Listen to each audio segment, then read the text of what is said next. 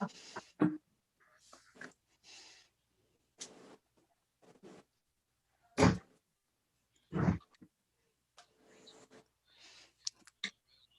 morning, everyone. We're going to let folks join here this morning. This is the Beyond Bow Dutch Oven breakfast this morning. I hope everyone is having a great morning. We're going to let folks join and we'll get started right about 9:03.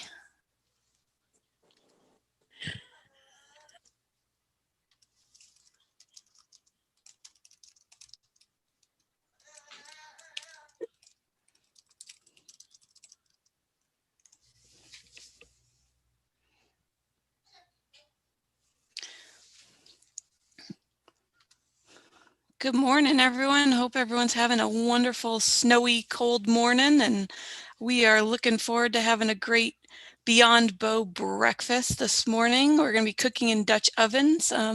Give it about a minute more or so and let folks join. I know that some folks are joining on YouTube. So good morning, Marvy. Excuse me, I can't even read this morning. Mary, morning.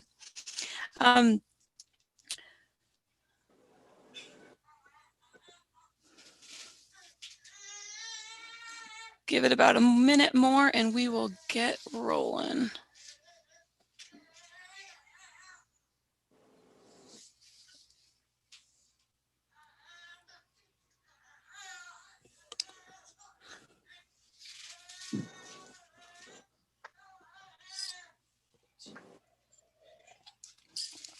Morning, Ryan.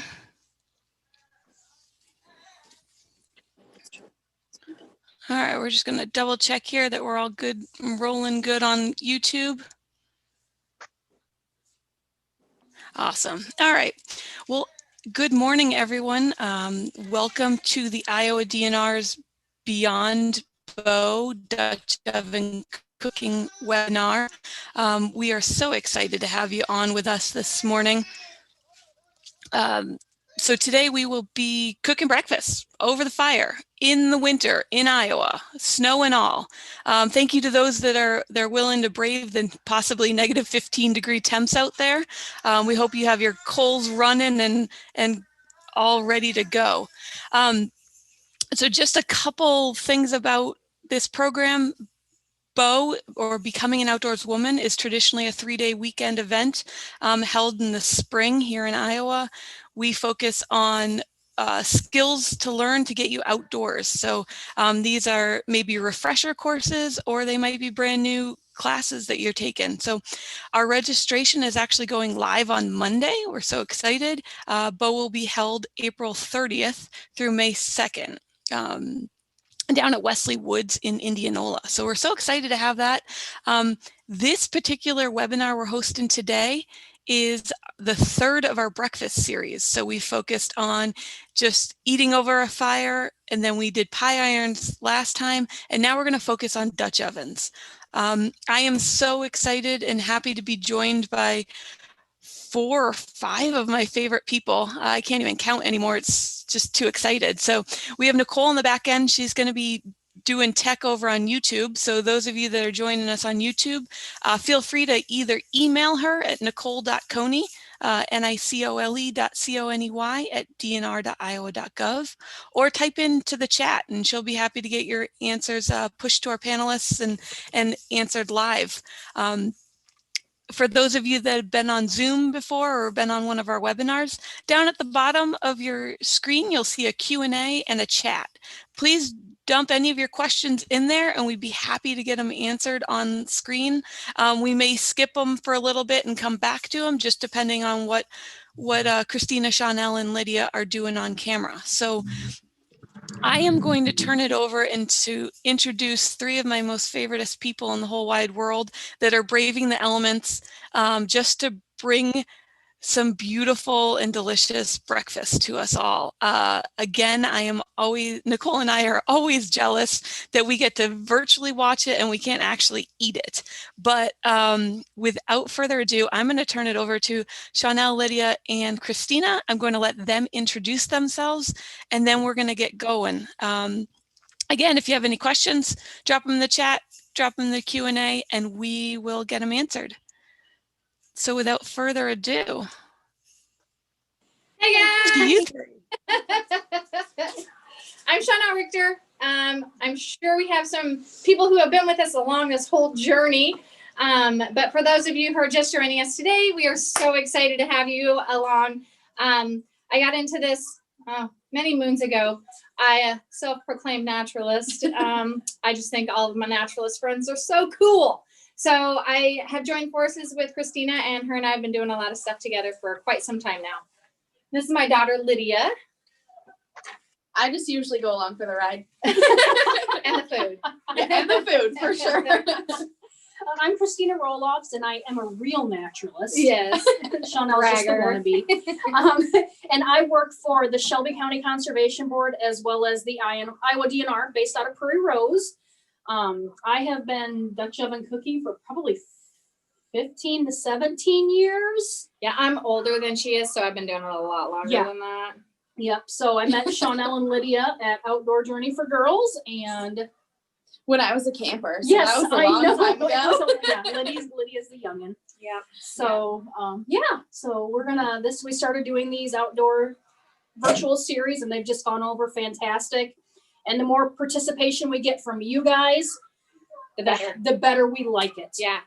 We always enjoy doing these, but we love hearing if you have ideas to share with us as we're going. Goals are we learn something every single time. We definitely do. And we love that. So yeah, so we are getting pretty good snow right now. I don't know if you guys can see it through the window back here or not. So we are cooking under an awning, which one of my coworkers so graciously tarped the whole thing off for us. So we don't have to freeze So we don't have to freeze our butts off in the snow.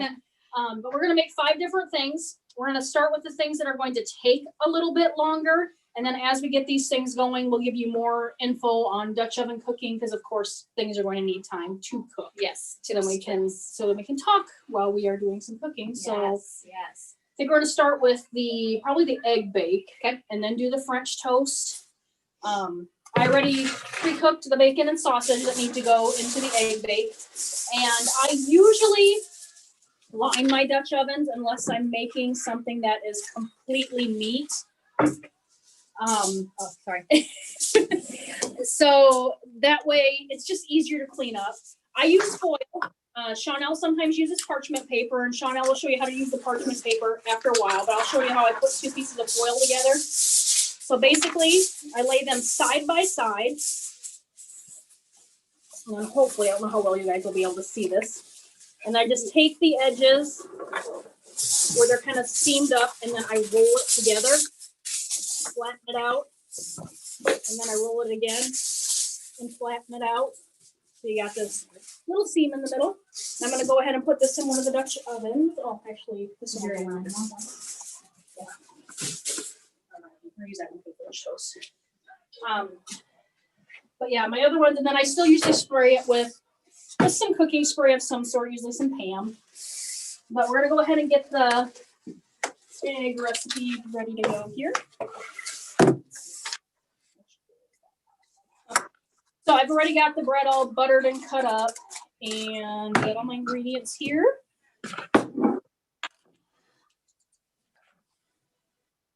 Oh, so we're gonna mix up, put the Dutch oven here, put the meat and the cheese, half of the cheese except for, or most of the cheese. Save just a little bit for the top. And I've already got the buttered bread cubes here. Yes. I'm just going to go ahead and dump that in. I know there's a lot. You could do this with hash browns too, of course, if you have any like gluten issues. And you could use any sort of meat that you want. We've got both a little bit of bacon, a little bit of sausage here. That's all stuck together. That's okay. Oops, I'm just throwing sausage around. Do what you gotta do. My children may pop in and out. They're in the other room watching movies because, of course, it is snowing again. It has done that for every single one of these breakfast ones this year. And my husband has to go plow snow, so that means kids come with me. This is the first breakfast one that we made. Yeah, the first one we had to do. Because Chanel and Lydia could not make it at all, so I had Curtis come in and help me. That works with me. And then Lydia was otherwise predisposed Yeah. last time. Trust Hey, me, Christina. Yeah. What size Dutch oven are you using? I'm using we have 12s for all of them. I did grab my 14 just so you can see the size difference. And we've got like a little tiny one to show you. And the 14 we're going to make the biscuits in just because I hold it down here. But 12 will work just fine for any of these recipes. Okay, so now we got to have our 10 eggs in here. Yes.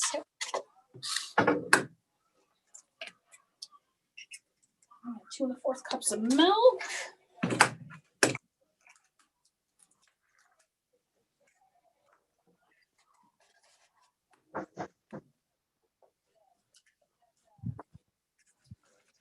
And all of us tend to be kind of dump and cook people. So just how definitely. And we feel like when we're camping, That's how you're gonna be. yeah, Yes. it's more fun, to be honest. You always get the same recipes are never going to turn out the same twice. I like that. Sometimes we need to make note of something that's way better and make sure we do it every Yep. time. So it's kind of a fun way to also kind of zip up your recipes, which I like. Yeah, so while Lydia's cracking the eggs, I'm going to go ahead and add the mustard in. So I can seal Mustard. off of it. That's interesting. I know. Yeah, and a lot of these recipes, they're first times for us. So These ones actually are not. these are not okay. No, except maybe this one. This one might be. Everything one else might- I've okay. made before. So we like to try and find new ones that we get to, it's kind of a first time for us as well, which I don't know if that's the smartest idea for us, but Hey, We love living on the edge. we've learned some lessons doing it. yeah. Especially with the sandwich makers. Oh, yeah. But YOLO. Turned out good. Well, then, yeah. Some of them turned out good, and some of them we learned as our big sloppy messes. That's okay. That's Messy what makes is it good. fun. Okay, so that, you get the milk in there, so. And especially things like this. I know Christina said I like to cook with parchment paper also. Like I definitely take into consideration what I'm mixing. So this one is for sure going to be a foil lined Dutch oven. I don't have any of my Dutch ovens seasoned well enough. And to be quite honest, when I'm camping, I don't want the cleanup. So lining it with either the parchment paper or the foil alleviates some of that, unneeded work. We're camping. So yeah, so we kind of make those choices. I have some Dutch oven skillets that are Dutch oven. I have some cast iron skillets that I always have with when we're camping as well. Those, no, of course I don't have to line those to use them. They are seasoned very well. I use them cooking over the fire and stuff. I think we should put some salt and pepper in there. What do you guys think? Yeah. Yeah, of course. Yeah, and like I said, if there's anything you want to add to recipes, go ahead and do it. For sure. So we're just adding some seasoning, of course, now. And I'm also going to mix up the cream of, oops, I got the wrong soup. That's okay. Some cream of mushroom soup. That's just it's cream of celery, but just some milk to stick on the top.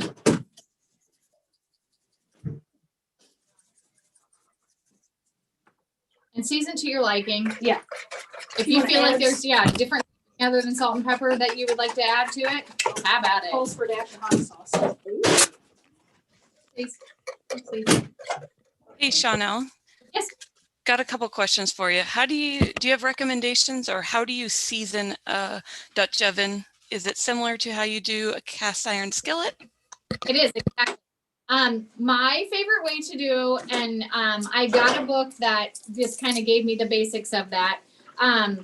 Is I wash it with soap and water, dry it very well, and then you heat the Dutch oven up just a little bit and do your seasoning as oil. So whether you're going to use flaxseed oil, if you're going to use peanut oil, if you're going to use canola, just you want a high burning oil. So high smoke oil. So that's a big thing. I have now found a company called Buzzy Wax, and I forgot my little puck to show. But that now is a blend of oils and it has the beeswax in it. So anyways, heat your oven up to 550 degrees if it goes that hot, or as high as it actually goes. And they say to put it in the oven face down after you've seasoned it with your oil. And then you let it bake for like 3 hours. And then you turn the oven off. Do not touch it until it is 100% cold. And they say you can do that several times. You can do that once. You can kind of make that judgment call on how much you think it needs. My 16-inch that I'll be showing you guys in a little while is super rust bucket right now. It got brought in at the end of our camping. It got thrown in the garage and it needs to be loved. So I will be seasoning it. But so you guys will see what one kind of gets you don't care for appropriately at the end of the season. But yeah, that's how I like to season mine. Okay, so we went ahead and poured the egg mixture over top of the meat and the bread. And now we're gonna top it with the soup mixed with some milk. And then the cheese we're supposed to save till the very end. The rest of it, that last quarter cup. Just gonna go on top. Now, if we have folks that decided they didn't want to brave the negative 15-degree weather and they wanted to instead do this in a Dutch oven in their house in the oven, what temps are you suggesting? Like 350 to 400 or? Yeah, I'd say 350. Yep.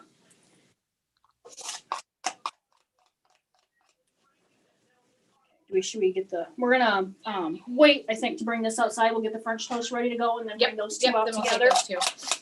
So we got this basically all ready to go here. So get that whole edge down good. Put the lid on. Over Around. lids. Do you want me to go put a couple pieces of wood on the Dutch oven thing so that there's the stands? You can. Because you don't think it's gonna steal all the heat. Good question. So Yeah, I've never cooked when it's been this cold out. I'm so. gonna do that just so that we can hopefully have that. Okay, so we're gonna go ahead and work on the French toast here now too. Let's see that back here. So I've already got the French bread all broken up or ripped up. And I froze some pumpkin eggnog after Christmas to use in this recipe, just specifically to use for this recipe. So we're gonna mix up the liquid stuff here first. We got 3 cups of eggnog. And if we don't have quite enough of 3 cups, we'll just use a little milk. I know somebody emailed me and said they were super excited to see that we had eggnog listed as a possibility. Oh, we're gonna be just a little short, so add just a little milk to that.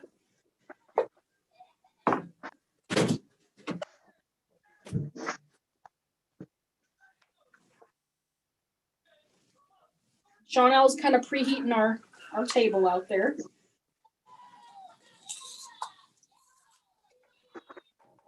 We're gonna have 8 eggs.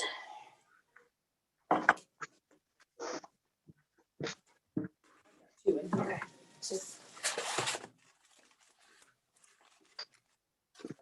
So many eggs. Good call.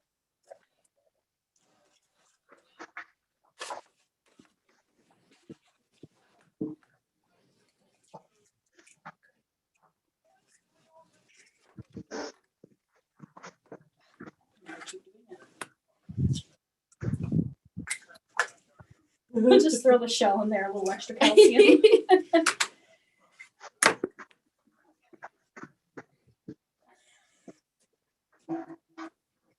This wants to cause trouble. You probably could not hear the noise that the egg just made, but it was awesome. Okay, we got that, and then we got to have a couple teaspoons of vanilla, a teaspoon and a half of cinnamon. Oh, the lid wants to go in there too. We're having fun today. Where's my cinnamon? Nope, that's onion. I just saw it. I know, just. Oh, it's up here. What's up with the oatmeal stuff?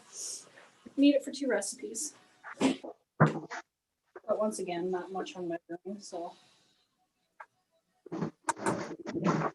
Good. I think my children are watching Despicable Me 3. I can hear the 80s music. Then we're gonna add in a little, like a quarter cup of sugar and a little bit of salt, and then we have to have some butter to put on top.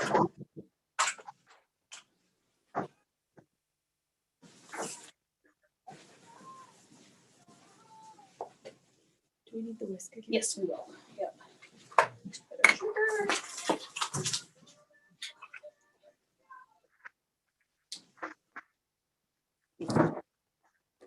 Oops.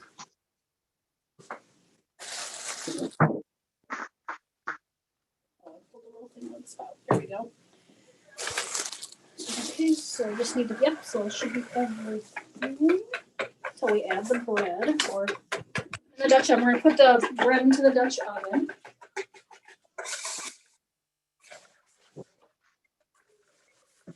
So this particular Dutch oven is actually a deep one. So this is a 12-inch, but you can see it's a little bit taller than the other one.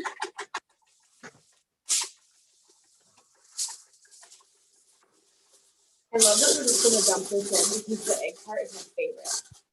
Like after we make French toast, I always fry up the eggs after. I do that too. So do I. So good. I do the exact same thing. Whatever's left, yeah. Okay. So yeah, there's no, I wouldn't have to use a deep Hey, one. I just- Christina. Yeah. Yeah. Question about the large French bread. What size is it? Like 16 ounces or? Yes, is 16 ounces. Yeah.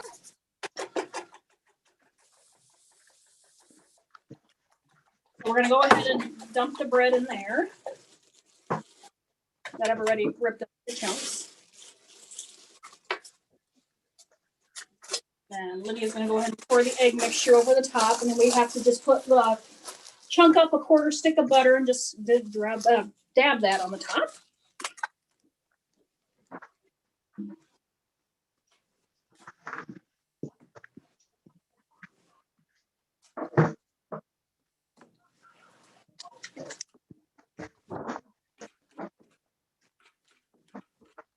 When she makes noise outside, it switches to her. I know. Yeah, you can see Chanel spreading out some coals and stuff on our Dutch oven tables. We both have Dutch oven tables. Mine is one that I got for I think it was either a Christmas or a birthday gift. I never remember which because both of those are very close together. And hers I think is homemade. Yeah. You can see Chanel is using her blow tube she has, trying to make sure that stuff gets going. But she's just trying to make sure that our Dutch oven tables aren't going to take all the heat from the coals. And we bought extra charcoal this time just because of the cold temps, because we're assuming it is going to take a little bit longer for things to cook.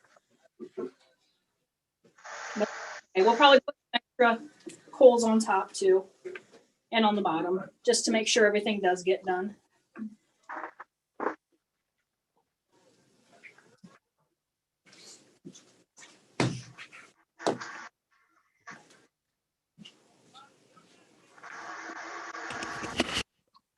Christina, one more question for you. Yes. What is the rough serving size or amount for each of these dishes? Oh, shoot. I would say probably 6 to 8 people if it's like all that you're going to be eating for most of these.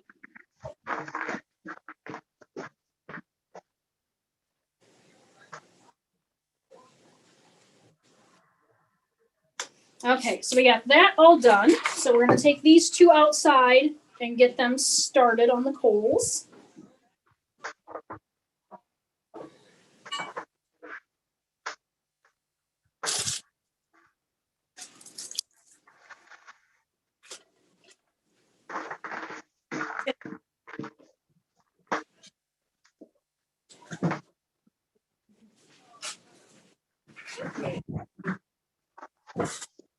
Just grab it.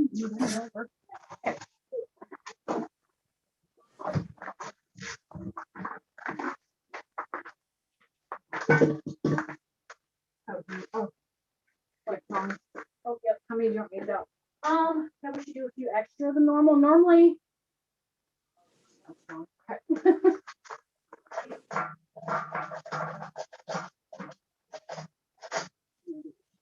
yeah, normally what they say for Dutch ovens is you take like the size of it and multiply it by 2. So for these would be 12, so you need 24 coals total, and you put a third of them on the bottom and 2/3 on the top because heat rises. But we'll probably do a few extra today just because it is so cold. There's a lot of things that play into how fast these will cook: the wind, the temperature, probably even humidity levels. So normally I would put like, 8-ish on the bottom, but 10. Or 10. Yeah. Oh, no, I'm saying I would put at least 10 Yeah. to So how many do I have to? We got a recipe question for you. Yeah. For your first recipe, you put the bread in, and then was it soup and then the eggs? No, the bread, the meat, the cheese, and then you dump the egg mixture over the top of it, and then you mix up the soup and milk on top of the eggs. And then the last little bit of cheese goes on at the end. Thank you. To save coals, I'm gonna save a few of those and start some more truffle just in case. Or do you think we'll have fun? Nope. We normally stack Dutch ovens. Yeah. Which if I do like a full-blown Dutch oven class, sometimes I get about 40 people that come, and we'll stack them usually 3 high. On these Dutch oven tables, we'll probably just do 2 high because we don't want to make it too heavy. But so what I'm doing here now is I'm just making a good solid ring around the edge with the coals. And then I'll also make a ring around the candle with the coals. You need another. I will, yes, yep. We got a question about ceramic Dutch ovens. Can they go on an outdoor fire, or do they need to stay in the kitchen? Okay, I have mixed emotions on that. I feel like if you had them up on like a grill platform, then yes, you would be able to have a lot more control with your heat, and do it that way. Now, with that being said, I don't know how it would fare putting coals directly on top. So, like, I would probably consider doing something like a soup or something like that inside of mine, on a grill top, so that it had that element of space between them. However, I don't think that I would probably put coals on top of it. I haven't played with mine. I'm getting a new one. So maybe I'll take my old one out to the camping site and try some stuff out so that I can be able to report back a better story for you next time. Yeah, and I don't have any ceramic ones. Yeah, all mine are cast iron. So yeah, my good instinct would be, yeah. I know it can withstand the heat, but I don't know about the direct heat on that enameled surface, or that, whatever you want to call it. One of the things I was going to And mention. anyone, excuse Okay. me, anyone cooking along with us? I had a few people that had emailed me and said that they planned on it. Some of them were just gonna do it in their house, and some were asking about recipe order because they wanted to make different things.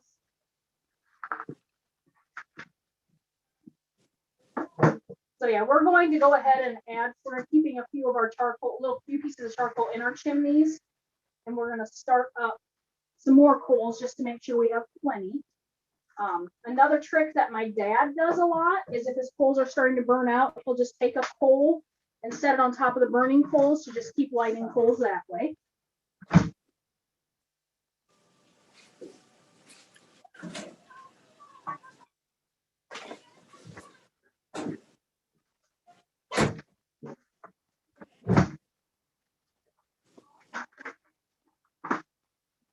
Christina, got a question about the oatmeal. With the Yes. oatmeal, do you mix the fruit in?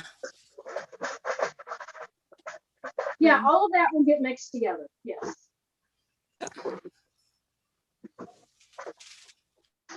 Okay, so I'll let you take a look. I'll show you what the tops of the Dutch ovens look like. Everybody can see that. So just did ring around the edge, ring around the center. I know both Chanel, Lydia, all of us, Chanel, Lydia, and I, when we cook with Dutch ovens, we just do what looks right. We've done it plenty, and things usually turn out just fine. So we just kind of do whatever looks right. So we'll let those cook, and we'll go inside and get started on another recipe.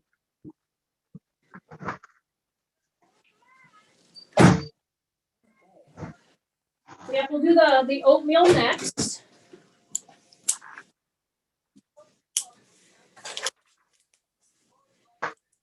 So yep, well, it says here, go ahead, combine everything except the fruit to start with. Mix everything together really good, and then add the fruit at the end and mix it through. I bought frozen blueberries and frozen peaches, and I did leave those frozen because I know typically that's what most recipes say to do with the frozen stuff, where a lot of the juice.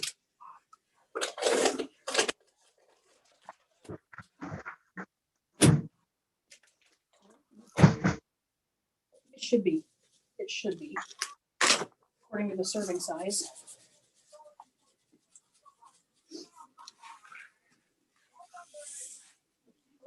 Yep. So another thing I was going to talk about real quick was when you are doing outdoor stuff and you are outdoors. Like today we were able to have all the Dutch ovens inside so that they were at a decent temperature before going out into the cold.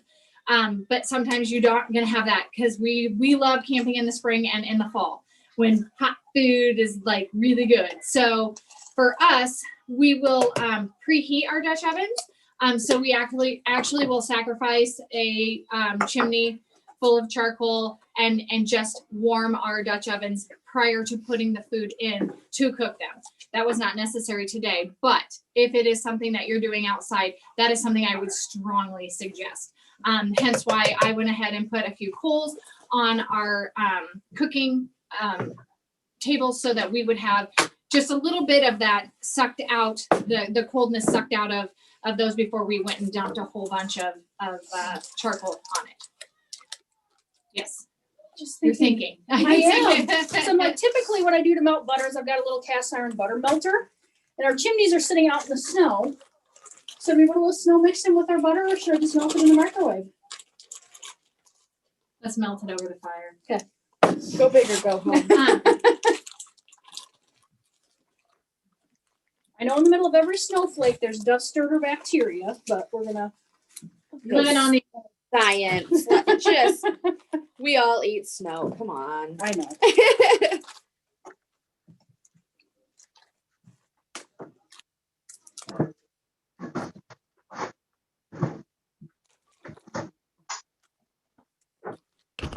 Got a question about the Dutch oven tables that Yes. you're cooking on. Any idea sizes they are? I think they're 36-inch high, but any other details you have on them? Well, my legs are adjustable, so you can lower them a little bit. So and theirs is homemade. Ours is actually a fish tank stand. So however tall that is.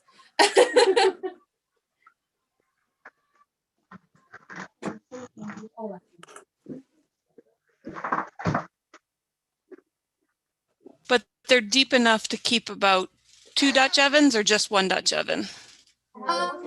They're wide enough for 2, but it's the perfect depth of just 1. Thank you.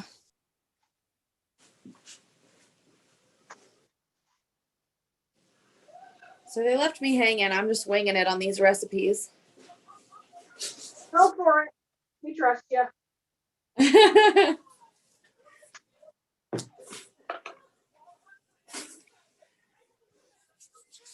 Lydia, you're not the only one. Jody's feeding crew abandoned her this morning, so she's gonna be cooking tomorrow. No. Well then, hey, I guess she gets lucky and gets to eat all the good stuff.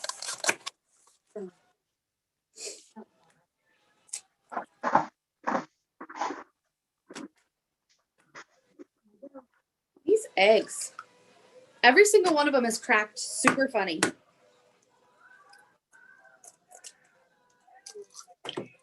Or not at all.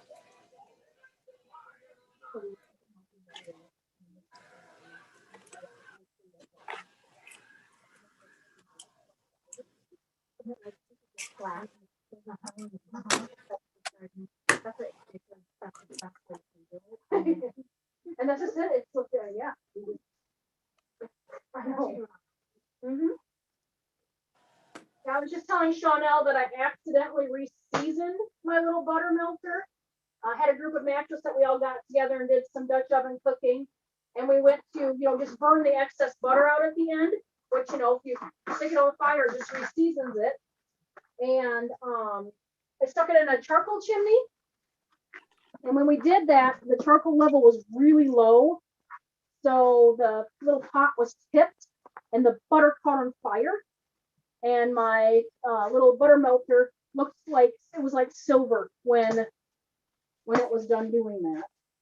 So we might need to throw a couple more holes in some of the other ones too. Oh, do you want some more? Yeah.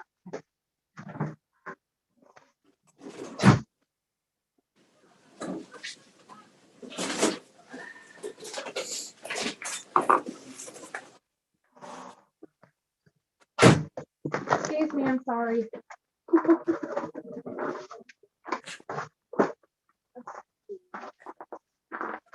All right, guys, I'm taking you out. Or unless are we following Lydia? I think we're Lydia. Oh, so- okay. No, I'm gonna have it. Ooh, that's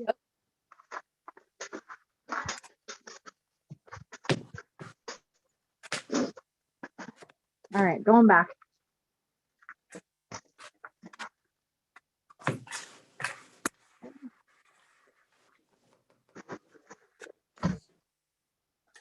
Christine, are we putting all of the fruits in the same one? Yes. Okay.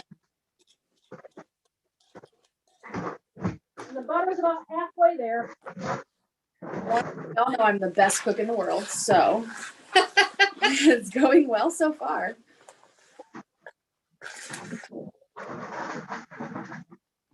Running into any snags or is everything? Not yet. Okay, good. Sorry, I feel like I'm on today. Okay, so after it's all mixed together, then I can add the fruit. And we have apples, blueberries. Yum, yum, yum. Is that it? Apples are up here. And peaches. Apples, blueberries, and peaches. So they peeled and cut up the apples into smaller pieces. That way you know that you're gonna better cook or a better bake on it. Overwhelming bite. And not an overwhelming bite. Kids don't like the fruit. So go ahead and just dump it. You only need to Do you mind moving the eggs over so we can see? Thank you. What? 2/3, you said? Yes. Yeah, we'll just do 2/3 of that. Oh, 1.5 cups of tart apple. So Yeah. just All of it. Okay. 2/3 of this. So Hey, you did, Chanel. yes, ma'am. Cindy has a great idea. She keeps a small grate in her Dutch oven box that fits over her chimney.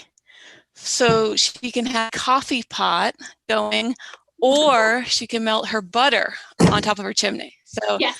just wanted to throw that tip out there. Wonderful, wonderful. I have one too. Actually, I have 2 or 3 because, I have a tendency to put one down someplace and forget where I put it. So I always have an extra on hand. Yes, and so I love percolating my coffee over top of that, and it goes like that.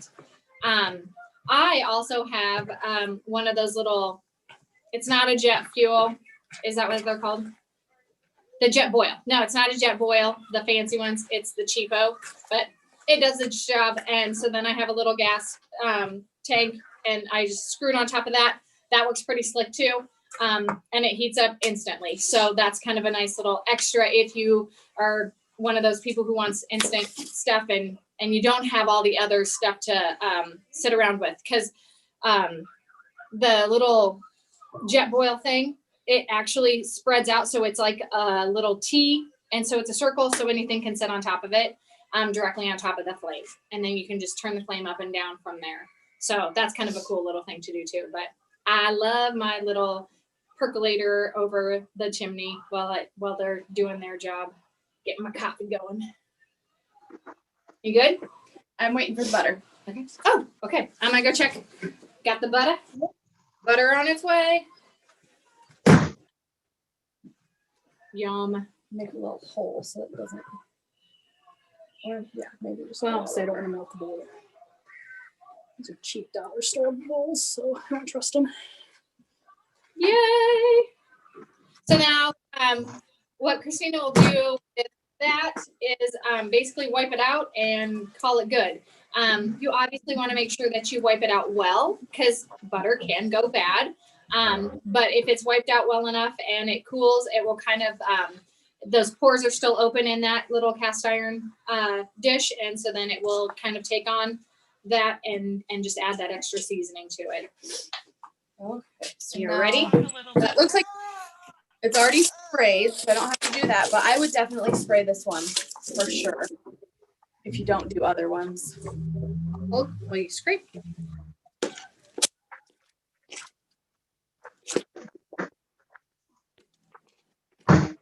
Blow time. Yeah, do it from that angle. Sorry, Teamwork makes the dream work. I'm the lefty.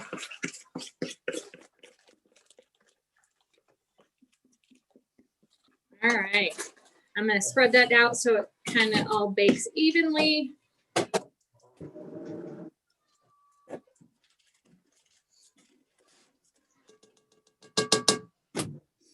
Any toppings? Nope, I think that is it. No, That we is just it. gotta get that out there Excellent. and on the fire, and then we'll make our biscuits and our gravy. Okay, And then we can do a so, bunch of toppings. yes. All right, I'm gonna run this out. Okay. Same amount. Purple. I would, yes.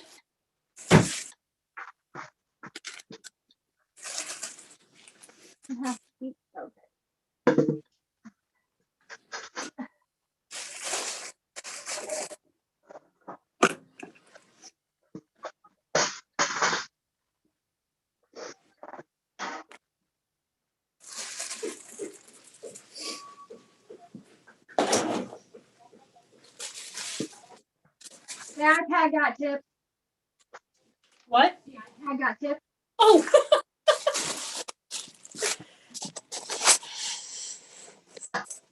Okay, I don't know if you're inside or outside. We're both. We're watching both of you. Okay, so I was just gonna quickly talk, and I don't know how well you can see, but you can see I've got a bunch of tiny, tiny little coals that have burnt down. So I am definitely going to keep this on the, having more of them, and I'm going to evenly distribute them. In the baking, I always make sure that you, keep everything super even, and sometimes even like less in the center, because you get the tendency of getting that burnt inside. So if you can have the heat surrounding and it goes in, then I feel like you get a more even bake. So I'm going to, and you can also see how we're getting a pretty good layer of ash on the outside of them. So I always like to kind of keep that off of there too, because that does make the charcoal cooler. Chanel, if they have a Dutch oven that doesn't have legs, can they still use it? Absolutely. So what I tell people to do is I've had my kid build me a little stand so that it stands about at least the distance of your coal. And so if you can get something that has that, but any kind of trivet, any kind of metal trivet should be able to withstand the heat. And just if it has rubber toes, take those toes off and you should be good to go. But yes, you can definitely just create your own either trivet. A lot of the ones that don't have feet come with that trivet. I had one that came with one. And then I have a Dutch oven that has legs on the lid. So in that situation, I then stack my one that doesn't have any legs on top of the one that does. So a couple different options out there for you. And then quick question about length of time on cooking.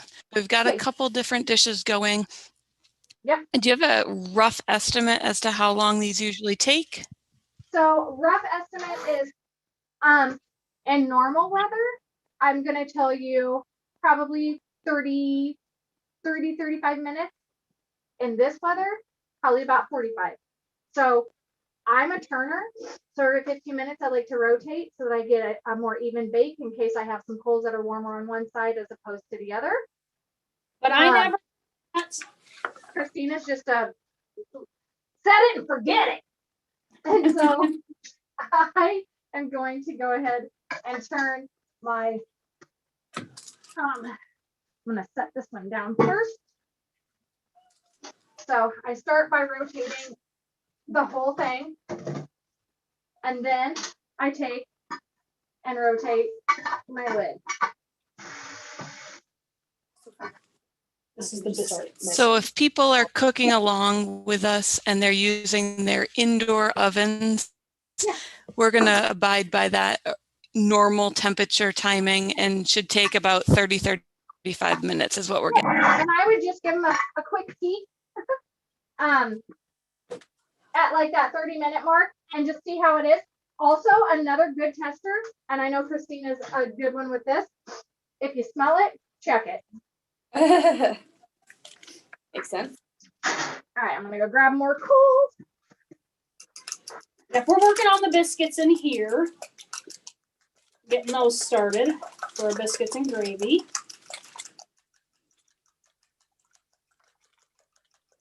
And I'm just chopping up the butter into smaller chunks so it kneads into a dough a little better. Lost. Keep losing things. What do you need? Is that one of the things I moved? Maybe I'll just use. Yeah, it is. It's over by the I can microwave. just use this one. It's fine. I'm like, I know I used it once already. I'm hiding things to make Lydia think she's in her mind. So Christina, what recipe are you putting together now? We're working on the biscuits for the biscuits and gravy. So I just chopped up the butter into some chunks, the full stick. Have it. Do you want to start melting the butter? That's for the top. We don't need that. Oh, until the end. Hey, look at that. Look at you reading things. Spoon and a half of sugar. That looks like a tablespoon. I don't know if we've covered also the temperature that coal is yet, but maybe we'll save that for while everything's cooking. I'm gonna go in and help. Because you need to cut parchment paper and show how it's done. Okay. It's getting a little smoky out there. It's not, doesn't look too bad though. All right. That's cool. Did not know eggs react with club soda and foam. That's really a big thing. That was fun. But science experience. Yeah. Okay, do this quick.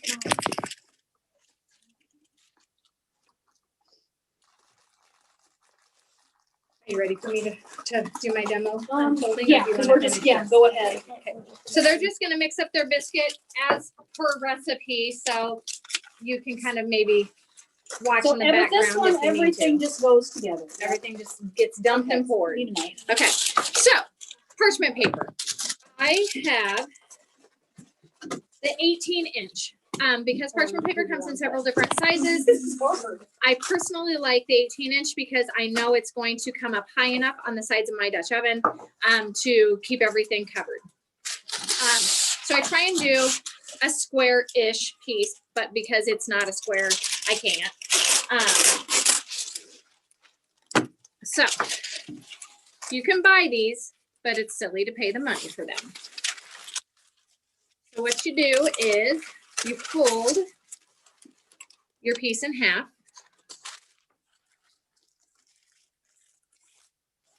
Okay. Now we're going to fold it in half again.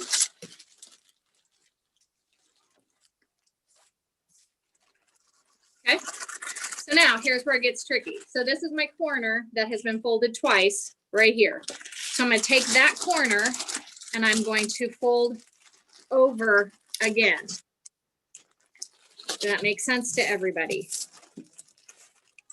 Okay. And then I'm gonna do it one more time from that corner. Can you see that? And I'm gonna fold it one more time. So almost like we're creating a piping bag for frosting or paper airplane, however you want to look at it. So then I'll just tear this little top stuff off because it's just extra junk I don't need.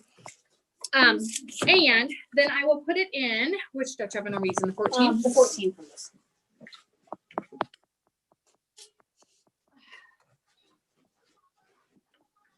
And I'll show you, but I'm gonna just kind of do it this way.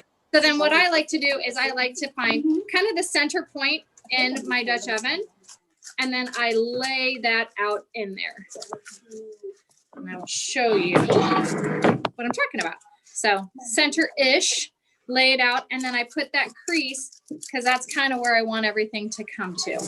So now fold it, make a good crease for it.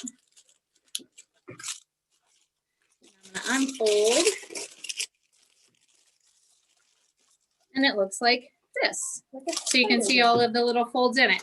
Then lay it down, comes out, and it will pretty much match up to your edging. Does it have to be perfect? No. And so then, like if it's driving me nuts, I will take and fold over some of those extra pieces, and it just makes it sit down in there nice and easy. Now, you can also do this exact folding with your foil. There is, yeah, I was gonna say, I love using the heavy duty foil. Now, Christina's been told It can screw up your recipes. it can mess up the recipes. I have yet to have that happen to me. So until it She just does, hasn't done I'm the gonna keep recipe. doing it. And that's according to that full circle cookbook that I have Okay. over there. Okay. So yeah, I've not ever had any issues, and so I'm just gonna keep going on until I do. But then I'll fold those up and lay them out. Can you Yeah. go through how you're making the biscuits again? We've Sure. got some people trying to stay with you and So the biscuits, basically you mix everything together except for the fourth a cup of melted butter, which is for the top of the biscuits. Yeah. And then then we just basically kneaded it all together, and I'm just making the biscuits by hand. You could like roll it out and actually use a biscuit cutter, which I did. But we're grab, camping. But yeah, exactly. That's extra junk to bring with when you're camping. And then your camper gets too heavy. Yes. And Lydia and I are gonna arm wrestle at the end of this to Yeah. see who gets to take home the leftover biscuits and gravy. I'm gonna win, just so everyone knows. Well, probably because my arm strength is ridiculous. If I could leg wrestle you, I'd pick I still think I might win. For biscuits and gravy, I might win. All right. Who wants to take bets on that? I'll video if you guys want me to. Oh my gosh, we used to be in leg wrestle all the time. And then when you get a chance, can you just show us a view from the top to see how you're putting them in the Dutch oven? You bet. All right, make you sick first. Hold on. Well, if you even wanted to, you wouldn't have to make it into biscuits. You could just put a layer in there and smash it and then cut them when you were done. 'Cause these probably will cook pretty fast. I would 'cause- say. Yeah.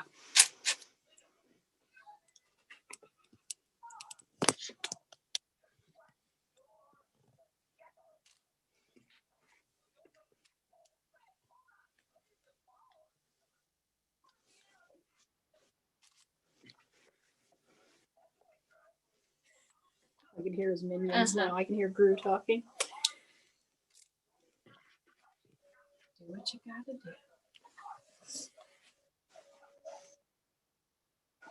Supposedly you're supposed to flour your hands when you do this, but they're really not sticking too bad. I got enough butter on them.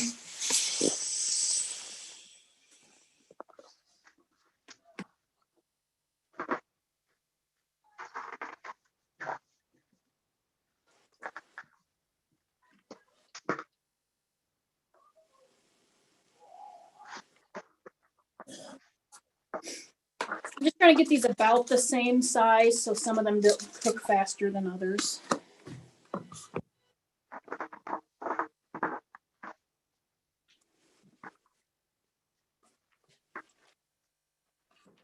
Yeah, and I will get everybody, I'll send Rachel the official list of recipes, and then she'll get that emailed out to everybody that has the exact directions in them.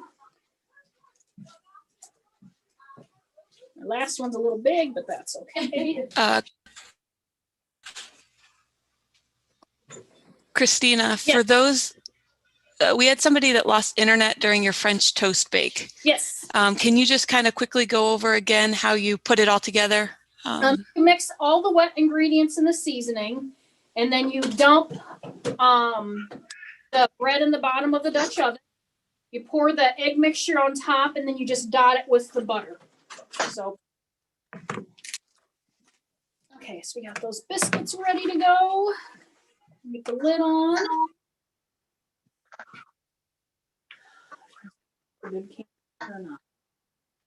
We'll figure It it is. out. I think it is. I Okay. think it is. Yeah, we've got like a bunch of can openers. And some more junk.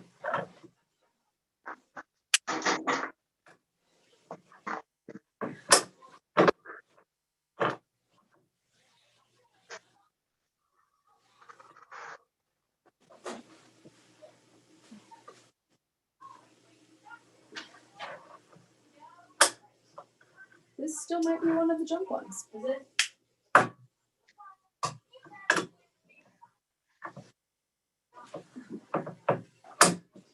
Yeah, not achieving anything. Is that that OX? Oh, Yep. Yeah, so that should be a good one. Try the bottom side of the can. Sometimes that works.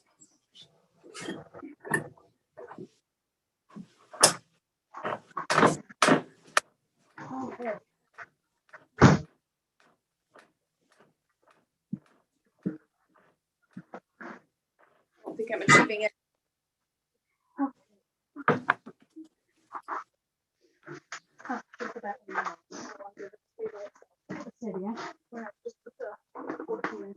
Oh.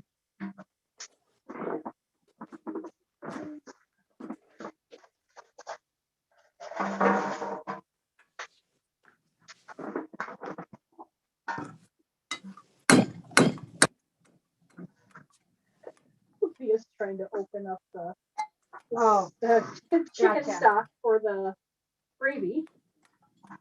And Sorry if then- that's super duper loud, everyone.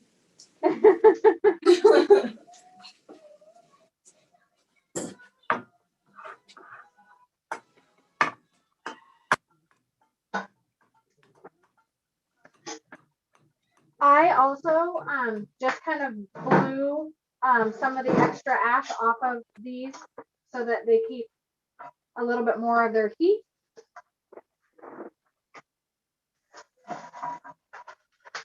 Hey, Chanel, we got a question wondering if you have more than one chimney going, or do you have like another barbecue off to the side with coals? So we have actually 4 going, and we just keep adding to them so that we have instant heat as soon as we need it again, because I'm guessing we might have to add more.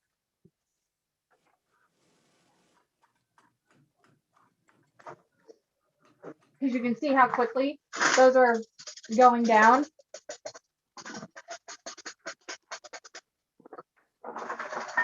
So we're losing coals quick.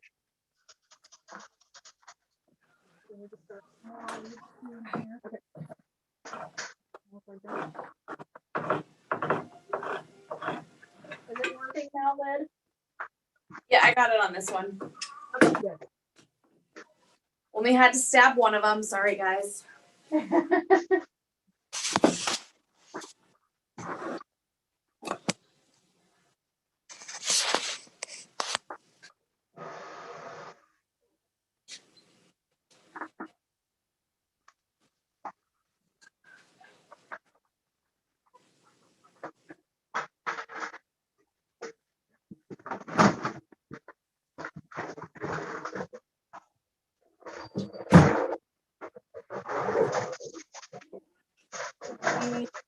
Are you gonna do the whole like Yeah, we'll have to boil.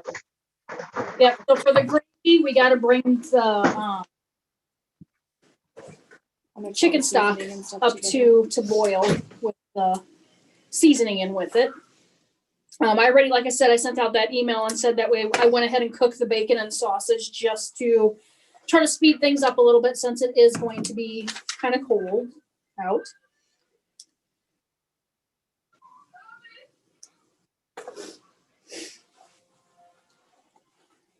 You're not supposed to cut towards yourself. You're gonna stab yourself. I'm not really gonna.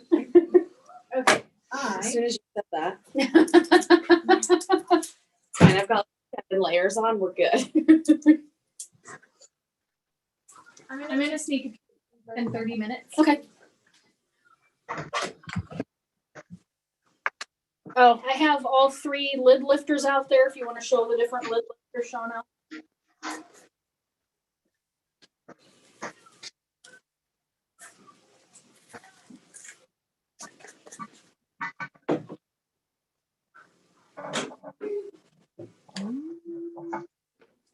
Looking good. All right. This one off and just double check.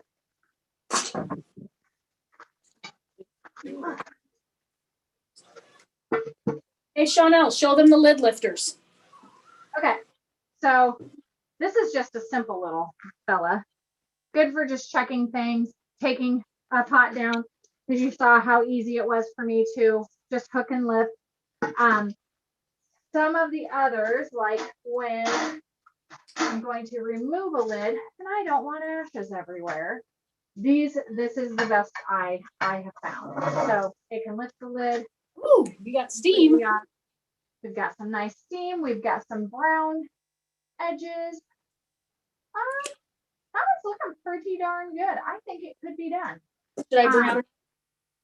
I will, we'll let you sneak a peek at everything here in just a few. I'm going to double check this guy down here.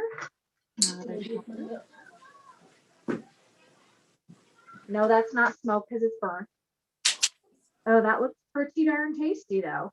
So I think we'll probably give those about 5 more minutes. So they've been on for 30 and I was guessing probably 45. And so do you want to check it? Okay. So we're just going to give them another little peeky poo.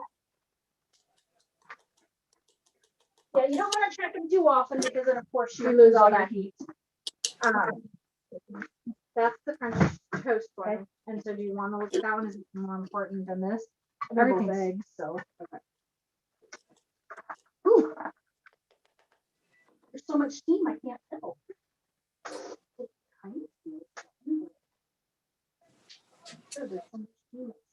And we got the cream of mushroom milk. Yep. Okay, so probably maybe 15 more minutes, do you think? Yeah, 15. Okay. Do you want to check the French toast one? Yeah.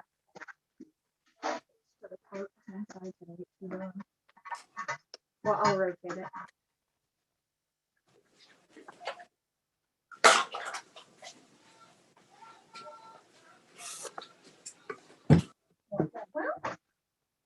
It's getting close. Yep, it's getting close. Okay, so we'll stack these bad boys back up and let them go for 2 more minutes.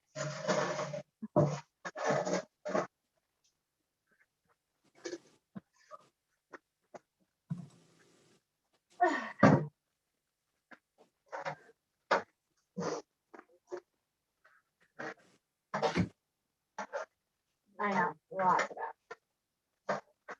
I have some more holes ready. Yeah, we could probably shove a few under the right side.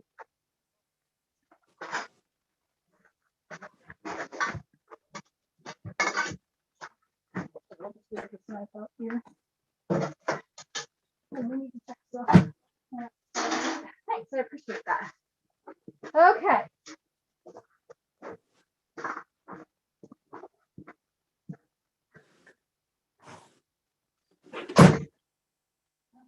So, ready to start. We're gonna get the gravy going here too. So we gotta put can. So we need to put 1 can in here I would And do get it that one since boiling. it's like Yeah. open.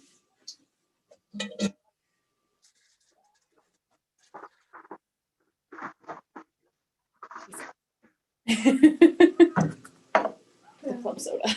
Oh, yeah. Okay, so I'm gonna add a few more underneath.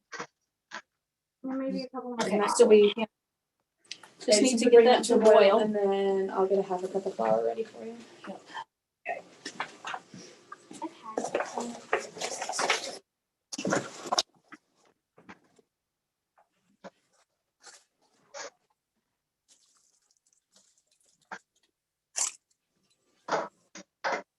Gonna bring the 1 can of chicken broth to a boil.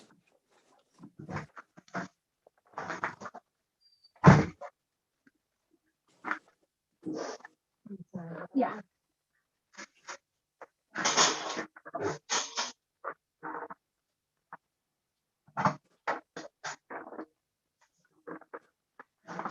So Christina, to start the gravy, you put the 1 can of chicken broth in, and so you're putting it up there to Yes. get it started to Yep. boil. Yep, and we're gonna get the coals on top, and then Olivia was gonna mix the flour in with the other can. Okay, so the other can, you're putting the flour in. That's what Lid's doing inside. So we can use it as the. Perfect. Mix the half a cup of flour with the other can of broth. And then eventually we'll add that into the boiling, but we gotta get there first. Perfect. And while you guys are while you're working on that, do you talk a little bit about storage of equipment and what you do in the off season with it when you're done with it? Where do you keep it? Maybe you keep it in a tote or a crate or any kind of. I like to keep it in places that it's gonna get air. My preference is to not keep it in super cold. However, we keep it in super cold. So I'm gonna show you, although I did not properly care for my 16-inch before I put it away, I will show you what it looks like now and so what could happen. But I always just usually put paper towels in mine, crack the lid, and leave them in an open space. You put yours in a tote, right? No. The Oh wait, sandwich that was makers the I do, sandwich makers. Never mind. My personal ones stay down in our basement in the winter time, but yeah, we put some crumpled up paper towels in the center of them, and then I fold up 3 paper towels and stick them, you know, kind of evenly spaced between the lid and the pot to allow for ventilation. It's very dry in our basement because we have a wood burning stove, so that sucks every bit of moisture out of it. Awesome. Yes. My work ones, which I have like 11 of them, they are on a shelf in a closet. I just kind of store them the same way with paper towels inside of them. I do have Dutch oven conditioner that we do. Yeah, we'll show a few of that stuff that we put on there sometimes before we get them stored. And we did just re-season them all too. We just added some oil, and I have a big giant grill that we just light up a bunch of charcoal and do it outside, because if you do bake them inside your house, I've heard it is quite smelly. Can be, yes. So we always just use the grill to do it, and it works out great. How long do you usually let your season for then when you put them out on the grill? Just At till they least an get- hour. At Okay. least an hour, yeah. Or sometimes I'll light the grill, just let it go until it burns out, which I know is the best. Do that too.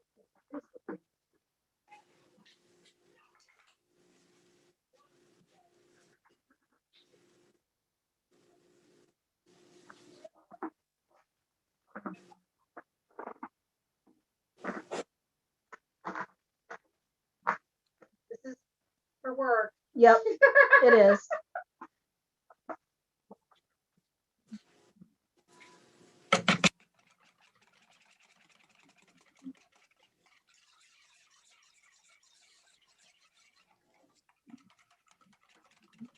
Okay. I just had a friend request on Facebook from somebody that's on her Dutch oven class. Or I'm assuming she is, because she's on every one of them. But yeah, so while this stuff is cooking and finishing up, oh, I can see we got steam coming out of the oatmeal now too. We'll kind of show you some of the stuff inside that we have that are just nice little accessories to have.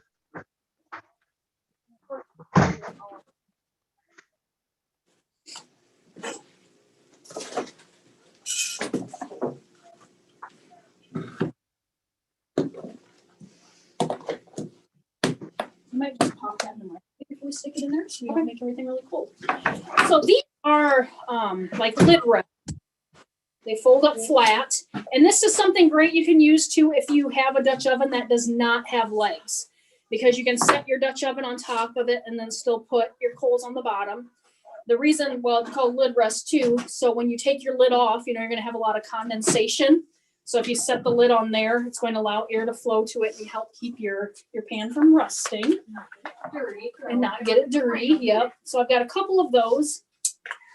This is probably one of my favorite toys, and I won't be able to show you completely how it works until we get a Dutch oven done, some food done. And this is called a Camp Maid. This is another present gift that I got. So this, I just pinched it into my shirt. So it is a lid lifter type of thing. It's a lid holder, and it's also a Dutch oven stand. So when you can see that it's got some legs there. So then you just push down on the center to hook the handle on your lid, and then it holds it there and keeps it above ground. And then you can set your Dutch oven on top of it. There's also accessories that go with this, that you can get like a little charcoal tray. So you can actually cook with Yes, that. you can grill on it too with a little grill grate. Yep. So these things are fantastic. I think my husband got it for me just at Walmart. Oh, did he? Yes. Oh, Yeah. okay. But you can find them. It's called a Camp Maid. If you Google it, there's a whole Camp Maid website too. Yes. Yes, they have a lot of really nice Yes, stuff. they do. And these are numbered, so I know hopefully put them in the right way. Never remember if I have to go 1, 2, 3 or 3, 2, 1. Now I can get mine inside of my 14-inch. Yes. And so that's nice because it can store within. And I do appreciate that. I was gonna hit on my little blow tube. We talked about it a little bit. When was it? Our last class? I think so. So this one actually telescopes in, and then can be expanded out. And so I have a rigid one that's this long, and it's an 1/2-inch tubing that my son made me. But this one's super convenient for like today. I didn't want to bring my big long one, so I quick pop this one in. I have a little bag full of goodies that I just always have with me. And so it was just with our big rigid one is with all of our camping stuff. So it's always in that big loot that I have. So these are pretty handy. I got it on Amazon. I think it was a retractable blow tube. And it is really nice to either blow off the charcoal when it starts getting too much ash and then you're not getting the proper heating to your stuff. It is wonderful for stoking the fire, which I can, we have a little tiny fire going out there, so I can show you how we do that. We love it because when we're doing any kind of cooking, we can get fire fast and we can get it really good and hot with this. So it's a nice little accessory to have to make things go really well. I'm gonna talk. Oh, your scrubbers. Yes, I got some of my cleaning tools. This is just a little scrub brush. You don't want to, of course, if you use something too abrasive on your Dutch oven, you're going to have to reseason it. Yep. So this is it's pretty stiff bristled, used for scrubbing. Just a scraper like that usually works great. This thing, I love it and I hate it. So this is chainmail, and it's covering just some silicone on the inside. It does get a little abrasive, but it works fantastic to clean stuff. It does. So if you have a situation, like to me, that's a situation. Brownie. Yeah, like that's a situational tool. Okay. Yes. I have one that looks like actually could be a pot holder if I wanted it to, but it's like a nice big and it's just loose. And we'll use it like if we have really hot water, sometimes we'll throw it in and then just take a stick and whirl it around in there, but softly just to break everything up. And that's actually one of the best tricks for cleaning a Dutch oven is just boil some water in it. Oh, for sure. Yeah. So, and I do that quite often, even at home, that if I make some breakfast in my cast iron skillet, she's already had COVID. She's good. I'm just choking on the smoke. Yes. I just throw some water in there and let it heat up, and that will usually loosen up everything that's in it. There are cleaners. So this is by Camp Chef. It's just a cast iron cleaner, and that works really, really great to help. Yeah, to clean out stuff too. And then this is just the conditioner. So once you have everything all dried out, and it doesn't take hardly any. It just takes like a dab. You just wipe it around, and it just helps to season or kind of seal it in good when it's just a bunch of, and it's all organic. It is. Yeah. Now- So it's palm oil, coconut oil, sunflower seed oil, vitamin E, and a little bit of citric acid to help it penetrate. Here's my downfall. Yeah. In the summertime, if that bad boy gets hot, it's a mess. It is liquid instantly. It has a very low melting point, and it will ooze it out of the bottle.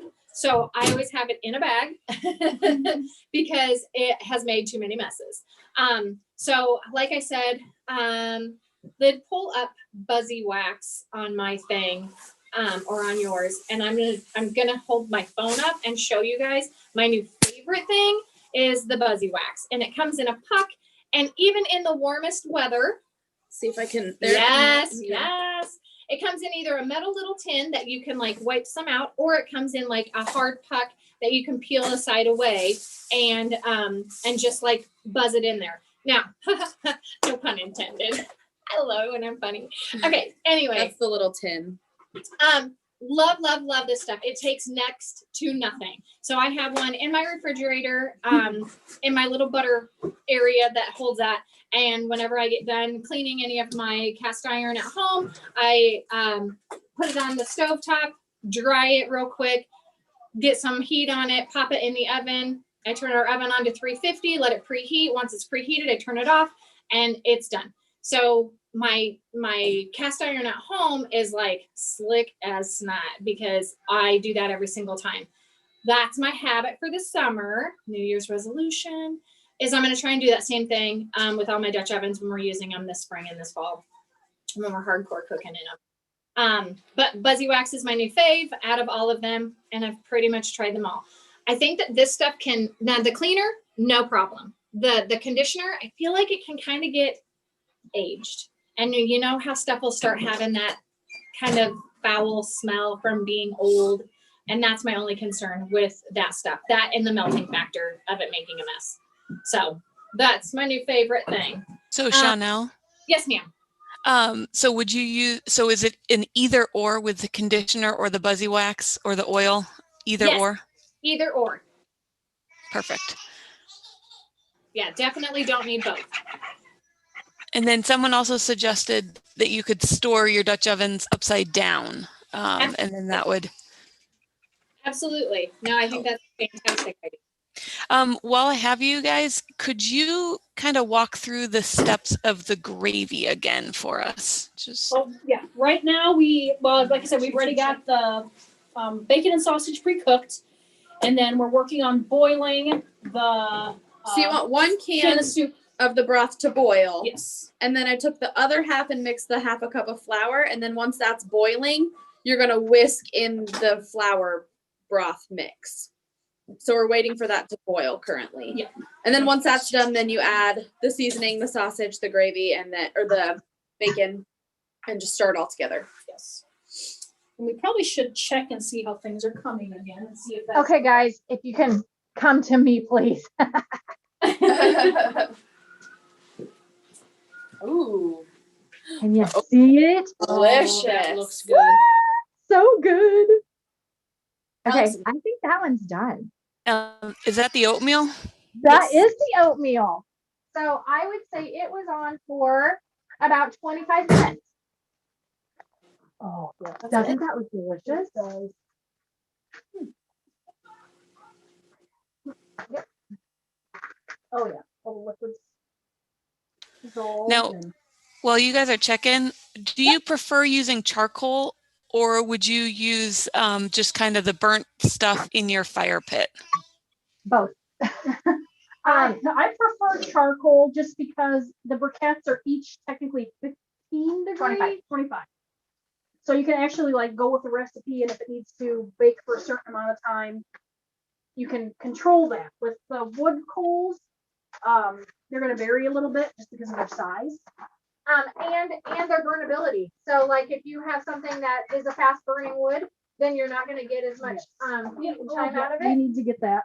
We probably should check for this. Okay, whereas, with the coals, you know, you're guaranteed, what's the word? You get A consistent heat. consistent, thank you. You get consistency with your coal. So if you know you have a specific wood that you know is a slow burning hot wood, fantastic, use it. I like I said, when we're out camping, we start with coals and probably 90% of the time end with wood, because I've always got a fire going, and so I will just grab little pieces off and kind of place them strategically where they need to go. And that's the fun, is there's no like rules. Woo! They're beautiful. Sorry. Okay, we need to check with this. That's what I just did. They're done. Awesome. Perfect. Oh, that's so good.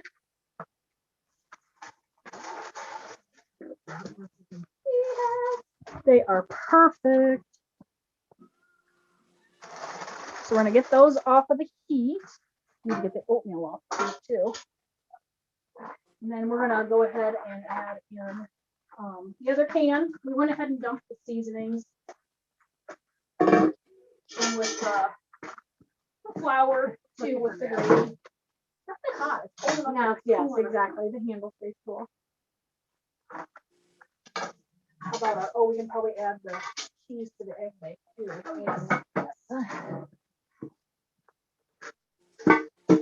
Okay.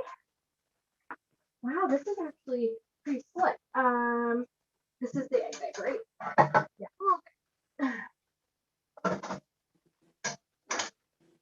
And Lydia's actually warming up the bacon and the sausage in the microwave, since I had pre-cooked that yesterday, and we don't want to lose the heat from our gravy, of course.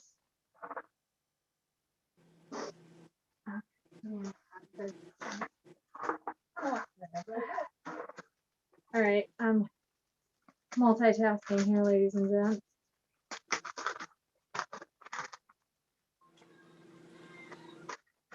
See how talented I actually am. Oh yeah. When it comes to food, very talented. Just so we're all clear. I love it so much. So Chanel, while you're multitasking there, Kim is enjoying a bacon sausage egg bake made in the ceramic Dutch oven in her home fireplace. She said, "Yum and thank you." Oh my gosh, that's so good. She cooked in the fireplace. I love it. I'm just gonna give that a little time to thicken.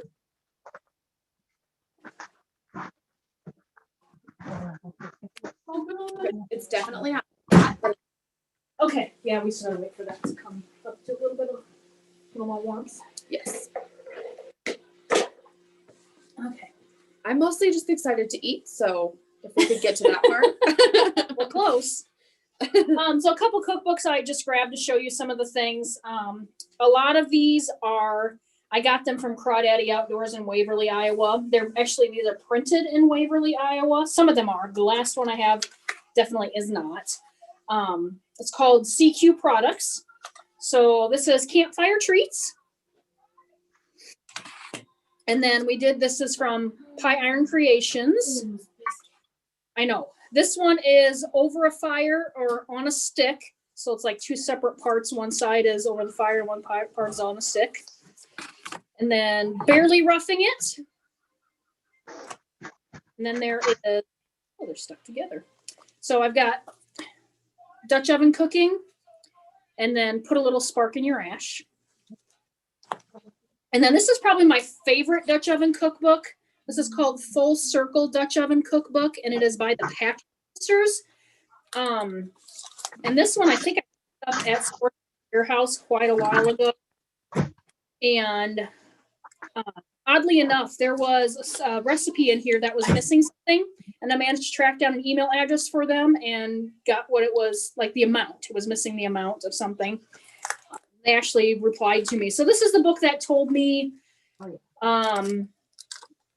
that you should not use the heavy duty foil, and this has a lot of great background information. It tells about the authors and about the Dutch ovens, their care and seasoning, your campfire and briquette safety, getting the perfect temperature, buying a Dutch oven, kitchen oven or a camp oven, how to reseason, a lot of the accessories to get. And then it has also a section on triumphs and tragedies, which is actually some of that is kind of like somebody lit the coals directly on the concrete and caused the concrete to explode. Oh no. So yeah. So there's just great, just a little amusement in there too. So this, like I said, this is one of my favorites. Another thing, I have a little baby Dutch oven. Shawnell will show you her big giant one after a while. This one a friend gave me, but you can see I do have paper towels there. And this would be like perfect for like heating One up a can of baked beans or something. Yep, or a single person dessert. So yeah, that's what a friend gave that to me. So, and I have a 10-inch at home. I have I have a 12-inch, and then I have a 14-inch. I really like the 14-inch for pizza. Mm-hmm. Yep. She get a little extra room in there. We like to make our desserts in the 16 because then they stay flatter and they cook Sure. more evenly. Yep. We coming out there. The French toast stuff is done, I believe. Yep. Done. Pulls off the top of that. Well, I didn't figure they would be hot enough that they really don't work anymore. Yeah. True. For sure. That's our gravy. So Teddy says, thanks for the video. He can't wait to go eat his oatmeal. Yeah. If you got pictures of what you're cooking, we'd love to see them. Feel free to put them up on the Bow Facebook page. I will drop a link in the chat, both on YouTube and here on Zoom. We got Ryan's commenting. He also loves the Full Circle cookbook. He has suggested a couple different Facebook groups. So the Midwest Dutch Oven Dabblers. He says that the group tries to camp once a month, and they usually have about 14 different pots going. So I'll drop that page in the chat. And he says we'll see you around the coals. Yeah. And then we also have a shout out to C-Dubs Cookbooks on Facebook. Oh. Yeah, I've seen the Dutch oven. I have no idea, but we're going to drop it in and find out. Sausage and bacon. Yeah, I've seen the Dutch oven dabblers at Prairie Rose, and I always have to talk to them. Anytime I see anybody Dutch oven cooking, I have to find out what they're making. Yep, we're just putting in our bacon and sausage now. Yum! I was standing right in front of the camera, so I had to move. I wasn't walking away. Oh my gosh. So basically that just needs to heat up throughout because it's nice and thick already. And I did preheat the meat just a little bit, so it shouldn't Sure. take super long. Okay, now you guys, I might have to have that one. No, that one. You don't get any. Sorry. I'm normally not a biscuits and gravy fan, but I'm totally looking at these thinking they look pretty tasty. Okay, now we're just gonna heat that for just maybe 5 minutes and that should be good to go. And Everything else looks like it's done. yes! And then we get to eat. And look at this, we get almost ready an hour and a half instead of 2 hours.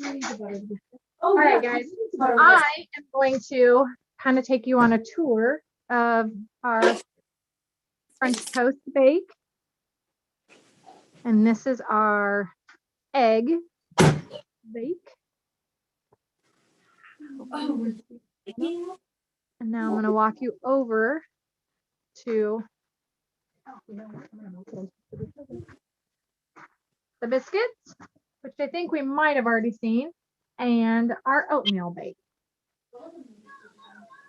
So everything is looking absolutely beautiful, and I'm super stoked to eat. So question on the French toast bake. Did you put syrup into it? No, that is for the top. That's an additive later. I wonder if you could. I don't know if I mean, I would imagine that you could probably add it into it. Yep. And then you wouldn't have to, but no, I like the goo on top at the end.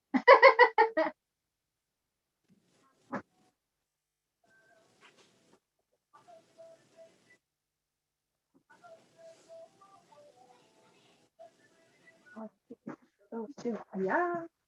And I'll share them on the bowl page.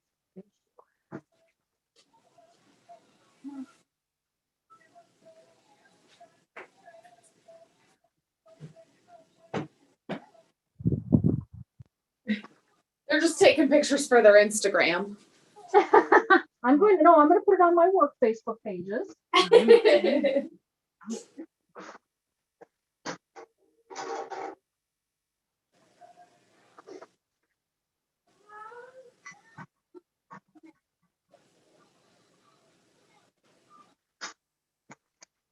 Oh, it's gonna be done. It's steaming good, so.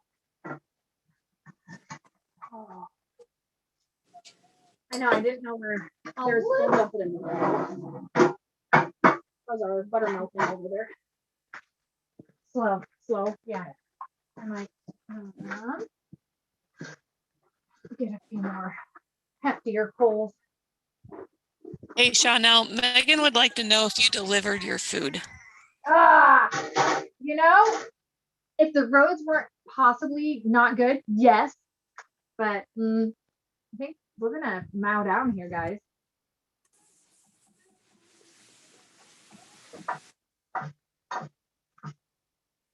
Oh, come on. Just making a little makeshift butter melter space. Slowly melting. There, I'll pile stuff around it. Melt it faster.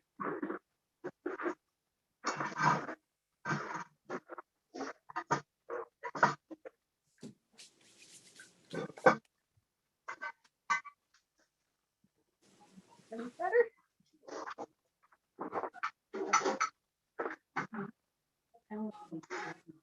To do what?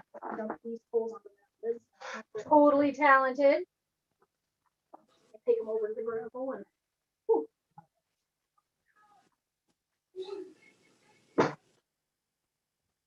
Oh, well, and I suppose we have the wood block good, so that probably helped a lot. It did help. These actually cook decent, yeah. So we also use extra coals too, of course. So in the use of extra coals, I do say pay a little bit better attention to everything. Just because you might get those little bit of hotter spots. If you're using your minimum amount, I don't think it's as big of a deal. My husband and I have just learned over the years of me burning a lot of food to turn every 15 minutes, and I just get more even results and I get a better bake on everything. But hey, Chanel, you want to talk a little bit about how much you love burning your food and that we've all done it, and now some of us still try to do it because we like the extra char? Okay, I don't like coals, but I do like burnt. So what other people consider burnt is like perfection to me. My husband gets a little irritated with me because he thinks I burn things on purpose now. I don't. I think God knows how much I love that food that way. But yes, I have burnt so much stuff. And guess what? We scrape it off and we eat it anyway. And you just figure out, doing it for so long, that it just doesn't matter. And you're gonna make mistakes, and that's how you learn from them and you get better. And some things are better burnt and other things are not. And My favorite Dutch oven story was with a group of Girl Scouts. And there was a group of them that were working on making these cheesy garlic bites with bread. And I was working on another thing with another group of girls. And they was using like those Rhodes rolls cut up into chunks, and they filled that Dutch oven up. yes. And it got to the point when those things, they cook, they expand. lot. And the lid kept lifting off of the pan as they cooked. So we would just remove a layer and eat it. And then put the lid back on, remove a layer and eat it, put the lid back on. And think about how heavy a Dutch oven lid is. Oh, no kidding. And it was lifting it off. That's insanity. But yes, don't throw away your food just because you burnt it, and enjoy those burns because it just makes them better.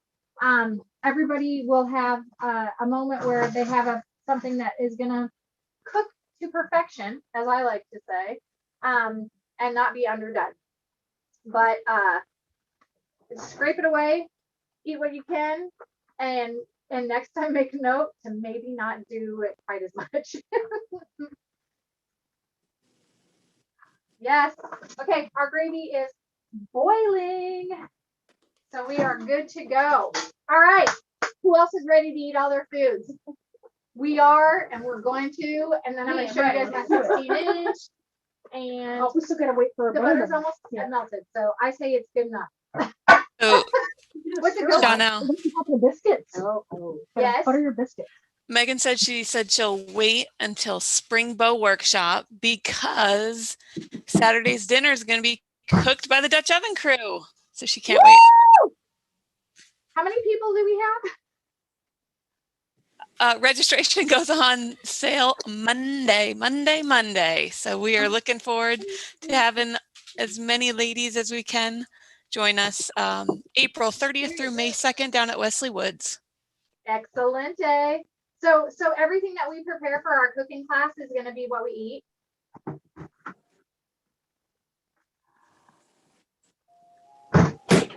Brought a spoon. Perfect.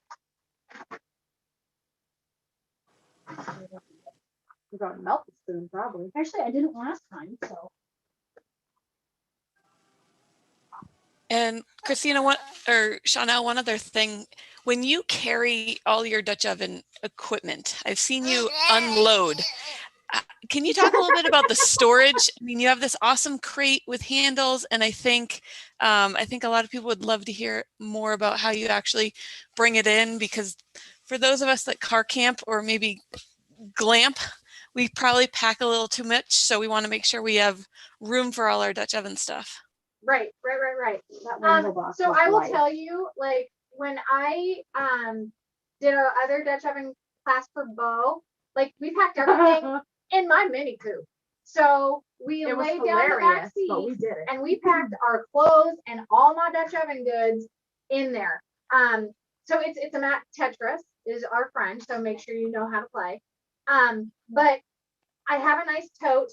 Lid, do you want to grab that, or is it kind of hard for you? We got a wooden tote, oh my gosh, a million years ago. I'm gonna go ahead and turn towards that. So we got this tote a million years ago. I mean, I'm sure you could build something. I'm sure that in the camping stuff that there is accessories that you could even get. I have bags for my Dutch ovens. I was gonna say the bags help because then you Yes. can stack them. Do you have a bag here? They're in the house. Okay. So there's also bags that you can get, which are pretty nifty and they Yes. zip in. And they And you have can handles. actually, yeah, they've got a nice handle. They're very durable, like a nylon. Well, like I said, then fabric. you can stack them and you're more comfortable with it. And yes, then we'll stack on top of each other. We'll put tools inside of it. And then I have my crate that has like my leather gloves in it. It has my scoop so that when I need to scoop all of my ash and coals off of everything. Do you want to get one of those little the shovel things out of there? And maybe even the glove. Shovel blade. Yeah. there's two in there. Oh, ash shovels. Yeah. There, we'll just point it. So we've got a couple of different things. So like my leather glove that I like to use. I like having my little, but I do. This is the trivet that my son built me, that we had talked about a little bit earlier. So super simple. And then here is something kind of fun for people. So if you want to cook over a fire and you have your flat bottom, this is actually for a wok, a Chinese wok. And so I'm sure they're probably pretty easy to get, but it's got the ventilation holes so that you're not going to smother anything. It sits so nicely on top of it and you can put your coals inside of there. So that's another nice way of being able to use that space. Yeah, I just built this. It has my gloves. It's got a broom. It's got a couple of different ways of getting my coals out. And like I said, Tetris, like you just want to be able to pack as much stuff inside as humanly possible.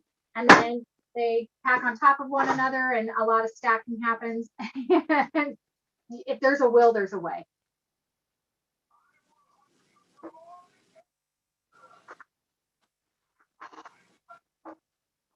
So Deb says she cooked this well inside. Y'all are the best. Thank you for your hard work. Absolutely. Thanks for joining. All right. I don't know what you're doing now. I'm just gonna heat up my butter thing to get the butter cooked re-seasoned thing. Oh, very good. Very good. A little bit that was left in there. Are we ready to eat? I think so. I am. Me too. Grab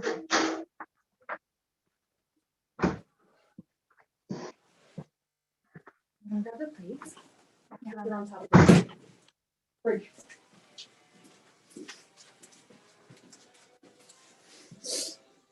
Spoons. All right. So Steve is wondering what BOW stands for.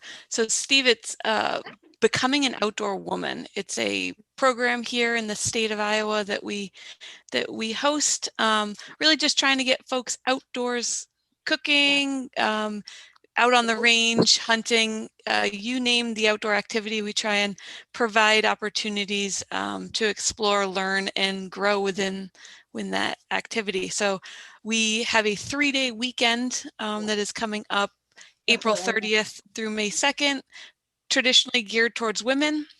But we also have a lot of beyond BOW, beyond becoming an outdoor woman events such as this webinar that are really geared towards families and just anyone that's interested in learning. So thanks for that question.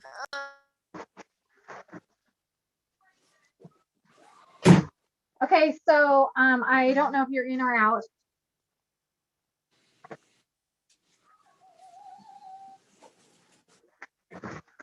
But I just wanted to share with you, it happened.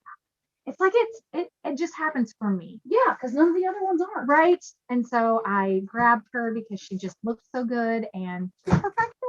So happy. Okay. So that's your first post. This is big stuff. And there's some oatmeal fruit over there.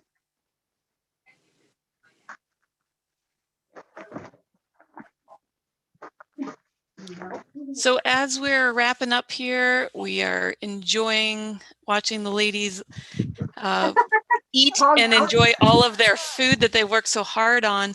If you have any other questions, please drop them in the chat, drop them in the Q&A.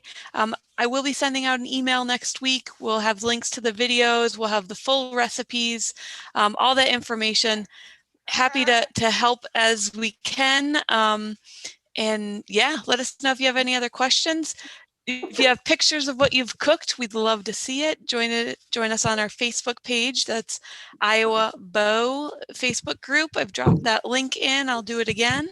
Any other questions, let us know. Sharon says it looks delicious. She loves getting new recipes. She can't wait to try these this summer. Sounds like she's going to wait until the weather cooperates a little bit more. Mike says, great job. He loves outdoor cooking himself, and he loves to do it when he's camping. He is usually up early and loves cooking for his grandkids. Leanne says, thanks again for another great presentation. We have a request for a close-up of the oatmeal. So if you get a chance, could we see the oatmeal again? Kylie's saying that the food is so good. Thank you. Thank you. And Rebecca echoes the thank you. Yes. Can you see it? Oh, hold on. There. Yes. Oatmeal looks delicious. It does. Kira. It tastes good too. Let me just tell you. I can go get your food.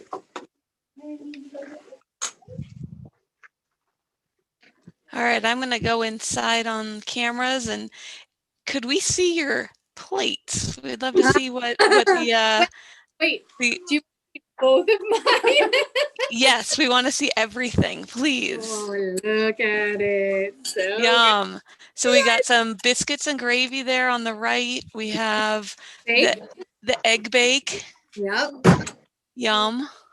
And then you know, 'cause I don't want to mix my sweets. And so the French toast and the oatmeal. My plate looks almost exactly the same.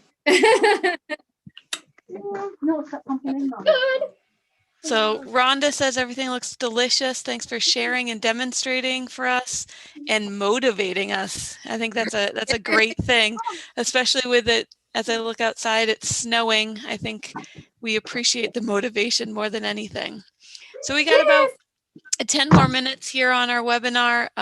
Please, if you have any questions, let us know. I've got your big oven yet. Yes. I gotta get my 16 in. Oh, Chanel's going to bring out the 16. And while she's doing that, Mary says everything looks amazing. Thank you for doing these. She's learned so much and she can't wait to get going to actually do them. So Cindy says, thanks. Great class. And Brenda, thank you so much. She's going to be seasoning her cast iron this afternoon. Yeah, here's Shauna with her big mouth. She just waddled in here with it. Right. Okay, I'm gonna turn you so that it's easier for me to manage because it's a hefty one.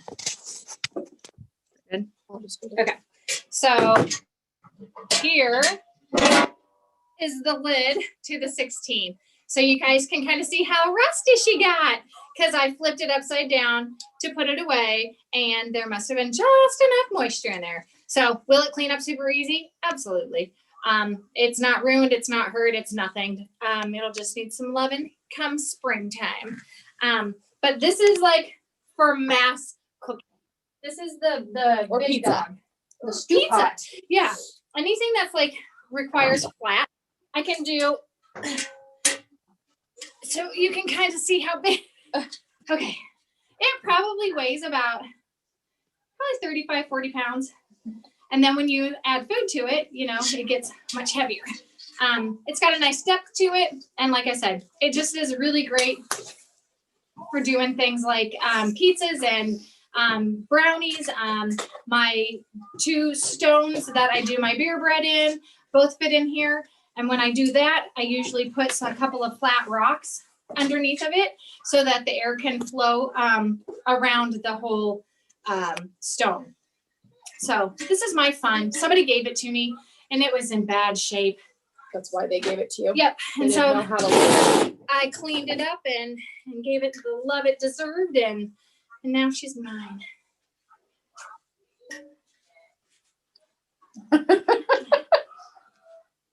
We should see Christina, we enjoy the head nod of approval that the food is delicious. It was, yeah. I think this is the first time I used the eggnog in the French toast, and it's delicious.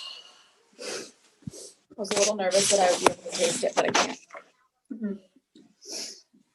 Lydia, you missed Lydia when what she was doing when she took a bite. She was going like this. So How funny. This is like the first time we've sat down and actually ate. I know. Like, Normally we've it's like we're still showing been our cooking. faces while we're eating. Yeah. So this is really kind of cool. I hope that we're getting to enjoy a sit down with some people. We're all virtually sitting and eating together. That oatmeal. Mm-hmm. So good. Mm-hmm. Okay. Love that one. Always taking ideas. Thanks. While you guys enjoy the food, we have some questions about COVID precautions for the Becoming an Outdoor Woman weekend. So I'm going to speak to that real quick.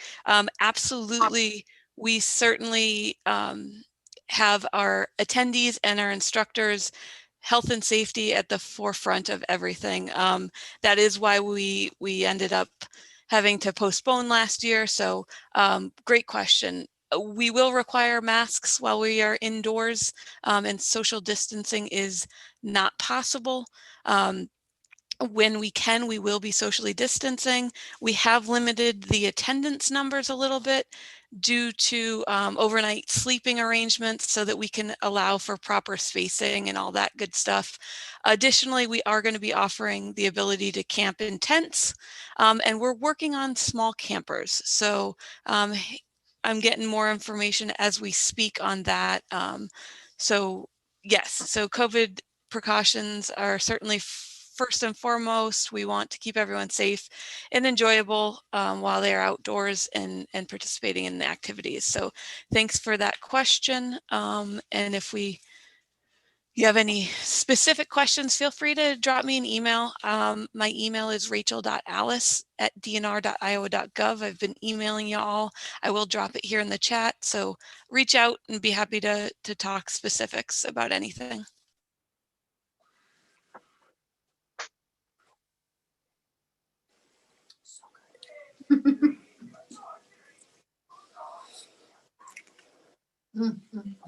This is like how Dutch oven classes always go. You talk and talk and talk, and then as soon as the food's done, everybody's really quiet.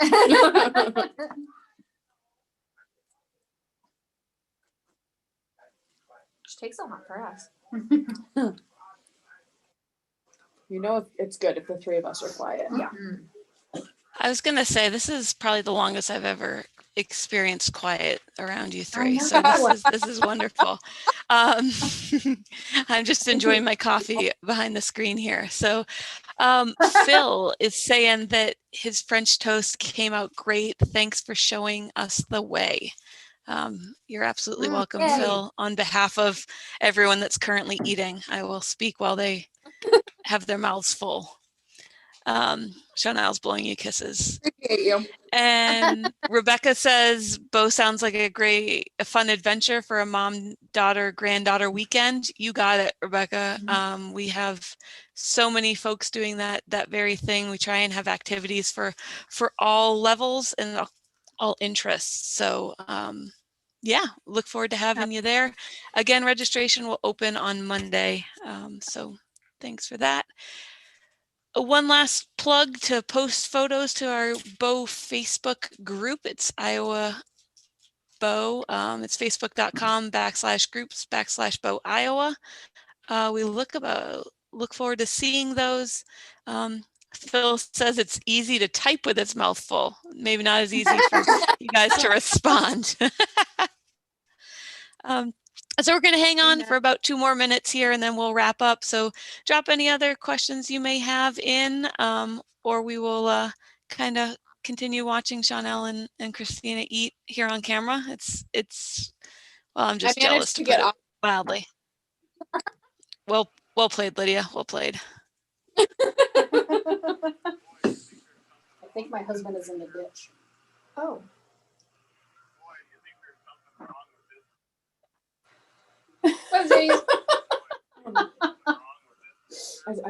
Yeah. Oh, got cut off by a snowplow and his truck rolled in the ditch and is on fire. Oh, Fully and entirely. woo, holy Be cow. careful out there, guys, Yeah. if you're traveling. Back to the woods anyway. Yeah. We'll just drive slow. She said it is icky out, but a snowplow cut him off and he had to slam on his Right. brake and rear-ended them. All right, it looks like we are about caught up on our questions, on our comments. We got some more Carrie's thanking you so much. It was great. Again, we appreciate all of you tuning in, listening, joining the conversation. These webinars are not possible without interaction from you all and ideas being kicked our way. So if there's something you're looking to learn and would like to jump on a webinar with us, please let us know. I've dropped my email in the chat and I will do so on YouTube also. Please reach out. Let us know what you're thinking, what you'd like to learn, and we'll see how we can do it. We're still kicking around ideas on a stargazing. We're still working that out. We might have some fat tire biking coming up this spring when the snow melts. I'm not sure if that's possible in Northeast Iowa, but when that snow melts, we're hoping to have some fat tire biking going on too. So any ideas you have, send them my way. We'll see how we can possibly accommodate. Again, Becoming an Outdoor Woman weekend is coming up April 30th through May 2nd at Wesley Woods in Indianola, Iowa. Look forward to having you there. As we get more webinars posted, they will be at iowadnr.gov/BOW. Again, those are family friendly, so anyone can join us for those Beyond Bow webinars. We thank you all for your time this morning. We hope you are enjoying your food as much as Chanel, Lydia, and Christina are. On a personal level, thank you, Nicole, for the help behind the scenes. Thank you, Chanel, Lydia, Christina, again for a wonderful morning. Always. Thank you for hosting. Absolutely. It's a pleasure. So without further ado, we hope you all have a wonderful afternoon, and we'll see you next time. I'm going to steal warm. Ryan's line. We'll see you around the coals. Y'all have a great day. Yes. Okay, so I want to fill up my plate. I was gonna get a little more, since I didn't take 2 plates like some people. I mean, And then I just took a picture of the gravy and hung back in here. I mean, Let's try this again. I'm not full of germs, I swear, and I'm done if you want to eat any of mine. I think we have plenty. Yes.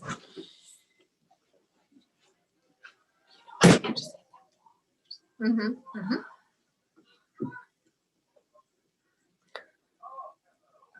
Oh,